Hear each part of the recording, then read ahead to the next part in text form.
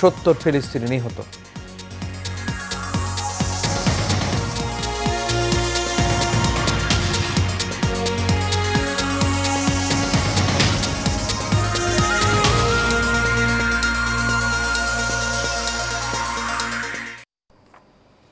সবাইকে স্বাগত এশিয়া নিউজে। দর্শক, পুরো সংবাদ জুড়ে আপনাদের সঙ্গে আছি আমি আনোয়ার রাজ। এতক্ষণ শুনছিলেন বিআরবি কেবল ইন্ডাস্ট্রিজ লিমিটেড সংবাদ শিরোনাম। এবার চলে যাচ্ছি পুরো খবরে। জুলাই জাতীয় সনদের সংবিধান সম্পর্কিত প্রস্তাবগুলো বাস্তবায়নের পদ্ধতি নিয়ে আবার রাজনৈতিক দলগুলোর সঙ্গে আলোচনায় বসেছে জাতীয় ঐক্যমত্য কমিশন। 84টি সংস্কার প্রস্তাব নিয়ে তৈরি হচ্ছে জুলাই জাতীয় সনদ। এর খসড়া চূড়ান্ত হলেও বাস্তবায়ন পদ্ধতি নিয়ে ঐক্যমত্য হয়নি। আজ মূলত সনদ বাস্তবায়নের উপায় নিয়ে দলগুলোর মতপার্থক্য কতটা কমেছে তা শুনছে কমিশন। দলগুলো চাইলে বিশেষজ্ঞদের সুনির্দিষ্ট ও পরিমার্জিত পরামর্শগুলো প্রস্তাব আকারে তুলে ধরবে ঐক্যমত্য কমিশন। 15 অক্টোবরের মধ্যে দলগুলোর স্বাক্ষরের মাধ্যমে সনদের পূর্ণাঙ্গ রূপ দিতে চায় কমিশন।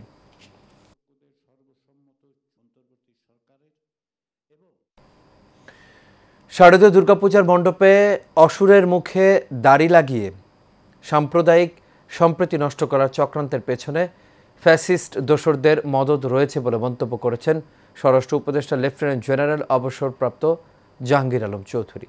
সচিবালয়ে স্বরাষ্ট্র মন্ত্রণালয়ের সম্মেলন কক্ষে কোর কমিটির সভা শেষে সাংবাদিকদের তিনি এসব কথা বলেন। জানান, কিছু ফ্যাসিস্ট তাদের সহযোগী ও বুদ্ধিজীবীদের ইন্ধনে কয়েকটি পূজা মণ্ডপে অসুরের মুখে দাড়ি লাগিয়ে ধর্মীয় বিভেদ এবং সাম্প্রদায়িক উস্কানি ও সহিংসতা সৃষ্টির পায়তারা করেছিল, কিন্তু সবার সহযোগিতায় এই কুচক্রীদের চক্রান্ত নস্যাৎ করতে সক্ষম হয়েছে। ধর্ষণের অভিযোগ তুলে চট্টগ্রামকে অশান্ত করা এবং শারদীয় দুর্গাপূজার মণ্ডপে অসুরের মুখে দাড়ি লাগিয়ে সাম্প্রদায়িক সম্প্রীতি নষ্ট করার চক্রান্তের পেছনে ফ্যাসিস্টদের দোসরদের মদদ রয়েছে, যা ইতোমধ্যেই প্রতীয়মান হয়েছে।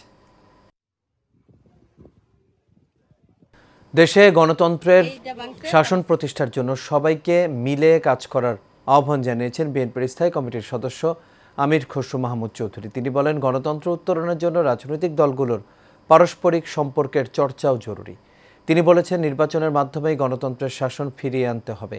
আজ দুপুরে রাজধানীর গুলশানে বিএনপি চেয়ারপারসনের কার্যালয়ে জাতিসংঘের প্রতিনিধি দলের সঙ্গে বৈঠক শেষে সংবাদ সম্মেলনে এই কথা বলেন আমির খসরু। এ সময় বাংলাদেশে জাতিসংঘের আবাসিক সমন্বয়কারী গোয়েন লুইস উপস্থিত ছিলেন।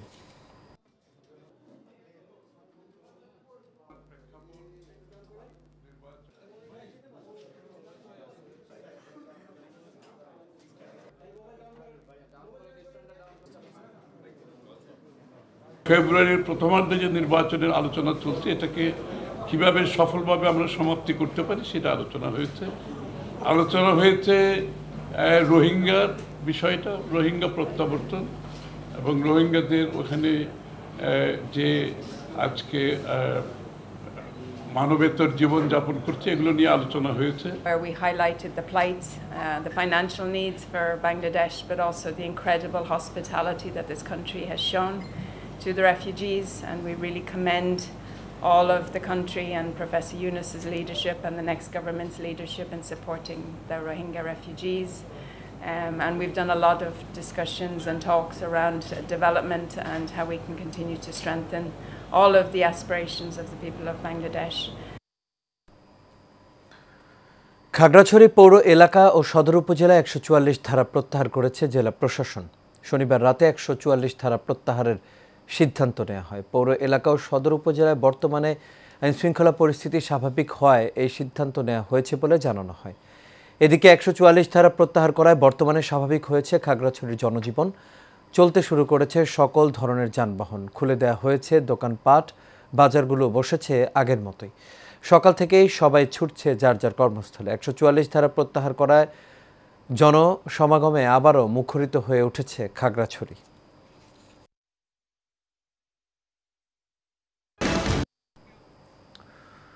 মৌলভীবাজারের কুলাউড়ার ক্লিফটন চা বাগানের শ্রমিক সর্দার রামবচন গোয়ালা হত্যা মামলার রহস্য উদ্ঘাটন করেছে পুলিশ। হত্যার মূল আসামি গোলাপ শতনামীকে আলামতসহ গ্রেপ্তার করা হয়েছে।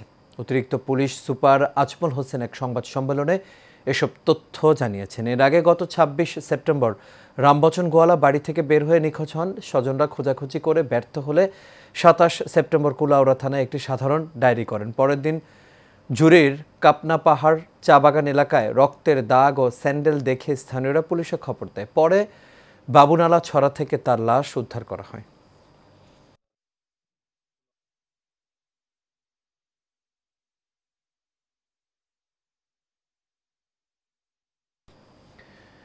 শিক্ষকদের শ্রদ্ধা করো, নিজের প্রতিভা অর্জন করো, জ্ঞান গৌরব আহরণ করো, এই স্লোগানে সাভারের পূর্ব রাজাসন এলাকায় Savar genius model school and কলেজে বিশ্ব শিক্ষক দিবস পালন ও সম্মাননা অনুষ্ঠিত হয়েছে।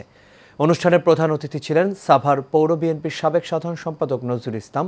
বিশেষ অতিথি ছিলেন সাভার পৌর এলাকার ৮ নম্বর ওয়ার্ডের সাবেক ছাত্রদলের সভাপতি ও কাউন্সিলর প্রার্থী মেহেদি রানা শহীদ, সাভার থানা বিএনপির সাংগঠনিক সম্পাদক ইমতিয়াজ আহমেদ শাহিন সহ অনেকেই। অনুষ্ঠানে সভাপতিত্ব করেন জিনিয়াস মডেল স্কুল অ্যান্ড কলেজের প্রতিষ্ঠাতা চেয়ারম্যান আব্দুস সাত্তার মাতবর।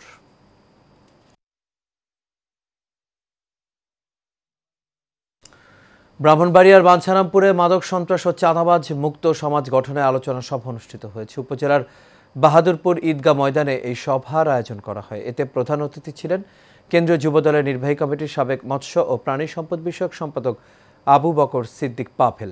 এতে আরও বক্তব্য রাখেন উপজেলা বিএনপির সাবেক উপদেষ্টা M A Rahim, Darikandi union যুবদলের সাধারণ সম্পাদক বাক্কি মিয়া, সাইফুল্লাহ কান্দি ইউনিয়ন যুবদলের সভাপতি নিজামুদ্দিন, সাধারণ সম্পাদক আবুল হাসান ও ছয়ফুল্লাহ কান্দি ইউনিয়ন ছাত্রদলের সাবেক সভাপতি নূর মোহাম্মদ সহ আরও অনেকেই। চাঁদপুরের মতলব উত্তর উপজেলার ফরাজিকান্দি ইউনিয়নে বিএনপি নেতাকর্মীদের মিলন মেলা ও শুভেচ্ছা বিনিময় অনুষ্ঠিত হয়েছে। জেলা বিএনপি সহ কোষাধ্যক্ষ বশির আহমেদ সরকারের বাড়িতে এর আয়োজন করা হয়। অনুষ্ঠানে বক্তব্য রাখেন নারায়ণগঞ্জ জেলা ছাত্রদলের সাবেক সভাপতি জাকির খান, কেন্দ্রীয় যুবদলের সাবেক সাংগঠনিক সম্পাদক ইসহাক সরকার, চাঁদপুর জেলা বিএনপির যুগ্ম সাধারণ সম্পাদক ও ২ আসনের বিএনপির মনোনয়ন প্রত্যাশী তানভীর হুদা, মতলব উত্তর উপজেলা বিএনপির ভারপ্রাপ্ত সভাপতি মোহাম্মদ বশির আহমেদ খান ও সাধারণ সম্পাদক নুরুল হক জিতু সহ আরও অনেকেই। অনিয়ম, দুর্নীতি, দালাল চক্রের দৌরাত্ম্য, ডাক্তাররা নিয়মিত চেম্বারে না থাকা সহ নানা ধরনের সমস্যা জর্জরিত হয়ে পড়েছে যশোরের শার্শা উপজেলার স্বাস্থ্য কমপ্লেক্স। এতে ভোগান্তিতে পড়েছে দূর দূরান্ত থেকে চিকিৎসা নিতে আসা সাধারণ রোগীরা। পাশাপাশি নিম্নমানের সেবার কারণে এই হাসপাতালের প্রতি সাধারণ মানুষের আস্থা ভেঙে পড়ছে দিন দিন। সেলিম আহমেদের পাঠানো তথ্য ছবিতে বিস্তারিত জানাচ্ছেন শেখ ফাহিম। ১৯৬০ সালে যশোরের শার্শা উপজেলার দক্ষিণ বুরুজবাগান গ্রামে প্রতিষ্ঠিত স্বাস্থ্য কমপ্লেক্সটি প্রথমে ৩১ শয্যা দিয়ে যাত্রা শুরু করলেও বর্তমানে শয্যা সংখ্যা ৫০-এ উন্নীত হয়। তবে শয্যা বৃদ্ধি পেলেও চিকিৎসক ও জনবল সংকট, ভাঙাচোরা অবকাঠামো আর অনিয়মের কারণে হাসপাতালটির কার্যত ধ্বংসস্তূপে পরিণত হয়েছে। সার্জারি যন্ত্রপাতির ঘাটতি, ওয়ার্ডে পানি বিদ্যুতের সমস্যা, অপরিচ্ছন্ন পরিবেশ, ময়লা দুর্গন্ধযুক্ত বাথরুম সহ নানা অব্যবস্থাপনায় ভোগান্তি পোহাতে হচ্ছে রোগীদের। প্যাথোলজি বিভাগ থাকলেও বেশিরভাগ পরীক্ষা নিরীক্ষার জন্য রোগীদের বাইরে পাঠানো হয় বলে অভিযোগ রোগী ও স্বজনদের। বাচ্চার জ্বর হয়েছে, টাইফয়েড, প্রসাবে ইনফেকশন হয়েছে। কোনো পরীক্ষা নিরীক্ষা করাইছে? হ্যাঁ, রক্ত 2টা টেস্ট দিছে আর প্রসাবের ইনফেকশনের জন্য একটা দিছে। কোথা থেকে পরীক্ষা করাইছে? বিসমিল্লাহ থেকে। আমার একটু ড্রেসিং করে দিয়েছে, একটু খাওয়ার ওষুধ চাচ্ছি, তা দিচ্ছে না। তা বলছে ওষুধ নেই, ওই 12 নম্বর চলে যাও। ডাক্তার একবেলা আসছে, একটা আসছে, আর সবই তো ইমার্জেন্সি রোগী যাচ্ছে, এইসব জায়গায় বসছে না। চাইছি 9টার সময় সিরিয়ালে দাঁড়িয়ে থেকে টিকিট কাউন্টারে কোনো গুরুত্ব নেই। জ্বর ছেড়ে দেয়, জ্বর আসে, তার জন্য আমি ডাক্তারের কাছে নিয়ে আসি, শিশু ডাক্তারের কাছে। তার রক্ত পরীক্ষা দিয়েছে, রিপোর্টে বলেছে টাইফয়েড জ্বর হয়েছে। তাই এখন ওষুধ লিখে দিয়েছে, এখন ওষুধ কিনে এনে চলে যাবো। এসব অভিযোগের পরিপ্রেক্ষিতে তদন্ত করে ব্যবস্থা নেওয়ার আশ্বাস দিলেন এই কর্মকর্তা। রোগীর রোগ ধরার সাপেক্ষে তাহলে যদি কোনো ইনভেস্টিগেশন দরকার হয়, কেবলমাত্র তখনই সেটা বাইরে অবশ্যই ইনভেস্টিগেশন করতে পারবে, কিন্তু কোনো অবস্থাতে এবং কোনোভাবেই যে কোনো ক্লিনিক হসপিটালে পাঠানো যাবে না। আমি তাদের স্পষ্টভাবে বলে দিয়েছি, যদি এরকম ভাবে কোনো প্রমাণ আসে তাহলে আমরা সেভাবে ব্যবস্থা নেব। হাসপাতালের কেবিন প্রভাবশালী সিন্ডিকেটের দখল থেকে মুক্ত ও সেবার মান ভালো করার দাবি সাধারণ মানুষের। Sheikh Fahim, Asian television. 1993 সালে প্যারিসে অনুষ্ঠিত ইউনেস্কোর 26তম সাধারণ সভায় 5 অক্টোবর দিনটিকে বিশ্ব শিক্ষক দিবস হিসেবে পালনের সিদ্ধান্ত গৃহীত হয়। এরপর বিশ্বের বিভিন্ন দেশে এই দিবসটি পালন শুরু হয়। বাংলাদেশেও প্রতি বছর দেশ জুড়ে এই দিবসটি পালন করা হয়, কিন্তু আনুষ্ঠানিকতার এই আবরণের আড়ালে রয়েছে গভীর এক প্রশ্ন। আমরা কি সত্যি আমাদের শিক্ষকদের প্রাপ্য মর্যাদা দিতে পারছি? জাতি হিসেবে কেমন আচরণ করছি তাদের সঙ্গে, যাদের হাতে আমাদের সন্তানদের ভবিষ্যৎ তথা দেশের ভবিষ্যৎ? হোক সেটা সরকারি, বেসরকারি, প্রাথমিক অথবা অন্যান্য পর্যায়ে আমরা দেখছি যে তাদের বেতন ভাতাদি ইত্যাদির মধ্যে নানান ধরনের বৈষম্য রয়েছে। এছাড়াও বাংলাদেশ জাতি হিসাবে এখন পর্যন্ত সর্বস্তরের শিক্ষকদের জন্য সম্মত একটা বেতন কাঠামো বা বেতন বা সুযোগ সুবিধা দিয়ে সেই জায়গায় পৌঁছতে পারেনি যেখানে আমরা নিশ্চিত করে বলতে পারি যে ভালো ছাত্রছাত্রীরা, ভালোরা শিক্ষার সাথে সম্পৃক্ত হয়ে এগিয়ে আসবে দেশ গড়ার কারণে। জাতির জন্য সবচেয়ে বড় দুর্ভাগ্য হচ্ছে আমরা সব জায়গায় গুরুত্ব দিলেও শিক্ষাকে সেভাবে মূল্যায়ন করছি না। আপনি দেখেন অনেকগুলো কমিশন হয়েছে। আমি একজন শিক্ষক হিসেবে বলবো, প্রথমেই বিগত দিনের যে ত্রুটি বিচ্যুতি ছিল সেগুলোর জন্য সবার আগে দরকার ছিল শিক্ষা কমিশন গঠন করা। পৃথিবীর অনেক দেশই আছে যারা সবচাইতে গুরুত্ব দেয় শিক্ষকতা পেশাকে। কেন দিচ্ছে? তারা সম্মান এবং আর্থিক এবং সামাজিক দুইটা দিক থেকেই তারা সুবিধা পাচ্ছে। রাজধানীর বংশাল আগামাসি লেন পঞ্চায়েত কমিটির সভাপতি ও জিয়া মঞ্চের কেন্দ্রীয় নেতা আব্দুল বারেকের বিরুদ্ধে সামাজিক যোগাযোগ মাধ্যমে অপপ্রচার চালানোর অভিযোগ উঠেছে। স্থানীয়রা জানায়, আব্দুল বারেকের বিরুদ্ধে অপপ্রচার দুঃখজনক। যারা এই কাজ করেছে তাদের আইনের আওতায় আনারও দাবি জানান তারা। পঞ্চায়েত কমিটির সভাপতি ভুক্তভোগী আব্দুল বারেক জানান, গত কয়েকদিন ধরে বিভিন্ন নামে ফেসবুকে একাধিক আইডি দিয়ে সম্মানহানি করতে তার ছবি ব্যবহার করে অপপ্রচার চালিয়ে যাচ্ছে একটি মহল। এ বিষয়ে বংশাল থানায় একটি সাধারণ ডায়েরি করা হয়েছে।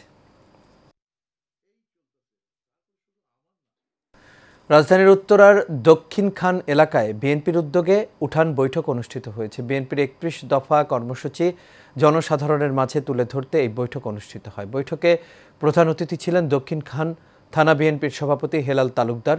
এ সময় তিনি বলেন, বিএনপির 31 দফা শুধু রাজনৈতিক নয়, এটি দেশের ভবিষ্যৎ পুনর্গঠনের রূপরেখা। জনগণই হচ্ছে শক্তি, তাদের হাতেই থাকবে রাষ্ট্রের দিক নির্দেশনা।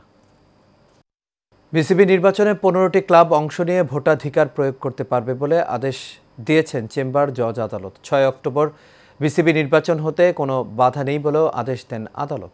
আজ এই আদেশ দেন বিচারপতি ফারা মাহবুবের চেম্বার আদালত। বাংলাদেশ ক্রিকেট বোর্ডের নির্বাচনকে সামনে রেখে সাধারণ পরিষদের কাউন্সিলর মনোনয়ন নিয়ে বোর্ড সভাপতি আমিনুল ইসলামের 18 সেপ্টেম্বর চিঠির কার্যকারিতা স্থগিত করে হাইকোর্ট যে আদেশ দিয়েছিলেন তা স্থগিতই থাকছে।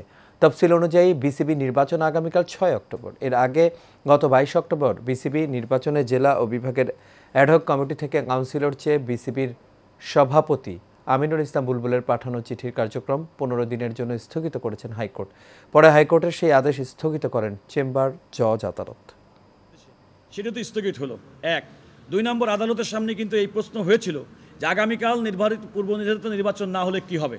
আমি আদালতকে বলেছি যে আমাদের যে ন্যাশনাল স্পোর্টস কাউন্সিল যে আইন আছে, অর্থাৎ সেই আইনের মধ্যে অন্তর্বর্তীকালীন কমিটি করার বিধান সহ আরও নানা রকম বিধান আছে। সুতরাং কোনো কারণে আগামীকাল নির্বাচন অনুষ্ঠিত না হলেও এটা যে কোনো কারণে ক্রিকেট বোর্ড চলবে না এমন কোনো কথা না। আর আমি প্রত্যাশা করব, যেহেতু দুইটা রিট পিটিশন এখন মাননীয় চেম্বার বিচারপতির আদেশের পরিপ্রেক্ষিতে, স্থগিতাদেশের পরিপ্রেক্ষিতে চেম্বার কোর্ট হাইকোর্ট বিভাগে পাঠিয়েছেন এবং হাইকোর্ট বিভাগে চূড়ান্ত নিষ্পত্তি হবে। খেলাধুলা বাড়ায় বল, সুস্থ দেহ সবল মন, এই স্লোগানে সাভারের ধামরাই উপজেলার খরারচর শহীদ আবুল হোসেন ক্লাবের ফুটবল টুর্নামেন্টের ফাইনাল খেলা অনুষ্ঠিত হয়েছে। খেলায় অংশ নেয় কুরুদি উদয়ন সংঘ বনাম সোনালী 11 টিম। পরে এক সভায় সভাপতিত্ব করেন রোয়াই ইউনিয়ন বিএনপির সহসভাপতি আব্দুল করিম। এতে প্রধান অতিথি ছিলেন ধামরাই থানা বিএনপির সভাপতি তমিজ উদ্দিন। বিশেষ অতিথি ছিলেন ধামরাই থানা বিএনপির সাধারণ সম্পাদক মোহাম্মদ শামসুল ইসলাম, খরারচর বাজার বণিক সমিতির সাবেক আহ্বায়ক মোহাম্মদ মশিউর রহমান মাখন, মোহাম্মদ আসলাম ফকির সহ আরও অনেকেই। পরে বিজয়ীদের মাঝে পুরস্কার বিতরণ করা হয়।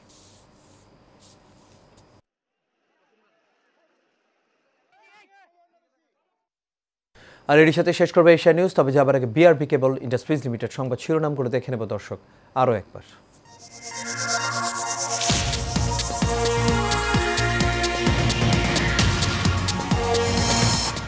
রাজনৈতিক দলগুলোর সাথে ঐক্যমত্য কমিশনের সংলাপ চলছে। জুলাই সনদ বাস্তবায়ন নিয়ে হচ্ছে চূড়ান্ত আলোচনা। নির্বাচনের মাধ্যমে দেশে গণতন্ত্র ফেরাতে হবে বললেন আমির খসরু। সুশাসন প্রতিষ্ঠায় একসাথে কাজ করার আহ্বান। খাগড়াছড়িতে ১৪৪ ধারা প্রত্যাহার করে নিল প্রশাসন। স্বাভাবিক হতে শুরু করেছে জনজীবন।